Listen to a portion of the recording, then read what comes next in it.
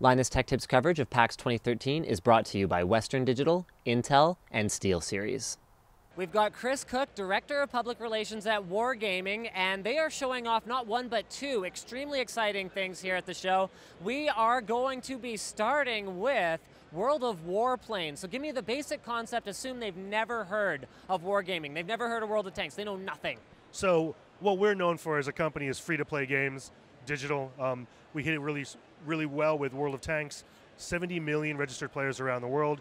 A completely free-to-play game that is really about taking some of the world's most iconic tanks from the World War II era, pitting them against 15 versus 15 player matches. It's really fun. It's been hugely successful. World of Warplanes is really our next chapter in this wargaming universe. Same concept, completely free-to-play, 15 versus 15 PvP, but really taking a lot of the iconic planes and warbirds from the late 30s to the early 1950s and letting players just really get into a game, have fun, and prove that they got what it takes. Now let's go ahead, let's make it even more basic. Let's assume they've never heard of free-to-play. They have no idea what that means. What is your monetization model for World of Warplanes? Because obviously this booth wasn't free. Sure, so what we're known for is, like you just mentioned, free-to-play games. We're a digital download game. You have to download a client, install it on your PC, but there's no cost for that, and there's no cost to play the game.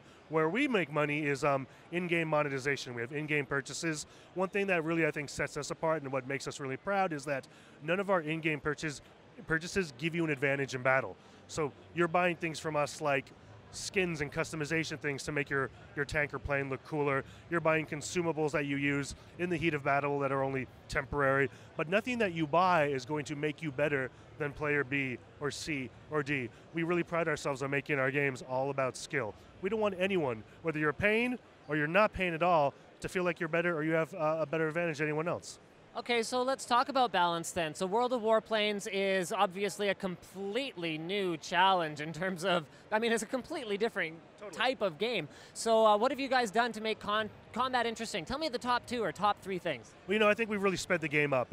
World of Tanks is a game that's a little more methodical, a little slower, a little more strategic. Obviously, when you're in a plane, you're moving constantly. So, you're doing things that take a lot more, I guess, mental recognition of the battlefield and where all the enemy players are, where your teammates are.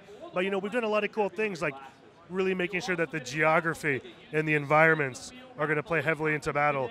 Things like canyons, cities, even things like clouds and sunlight can be used by the player while they're fighting.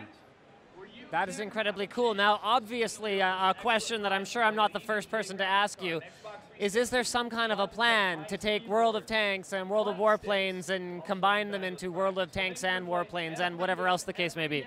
I think maybe someday we'll look at that. Right now, we're really focused on getting World of Warplanes just done out the door on September 26th in the US and make sure that we build it and grow with a lot of cool content like new modes, new nations, new planes. Down the road, maybe. The real challenge is making sure that it's balanced, because what we don't want is a player in a tank to get blown up by a plane that's 10,000 feet above them and have no real way to stop it. You know what I mean? We want the experience to be great, whether you're in a tank or you're in a plane or whether you're in a warship, because we have a game, World of Warships, coming next year as well. We want to make sure that no matter what you choose, you're going to have a fun time. It's going to be balanced. So we'll look at it. It's something that we're always looking at, and definitely, as you said before, lots and lots of people ask us about it, so we'll see, maybe a little bit further down the line. Great, thank you so much, and enjoy the rest of the show. Cool, thanks. It's been a pleasure.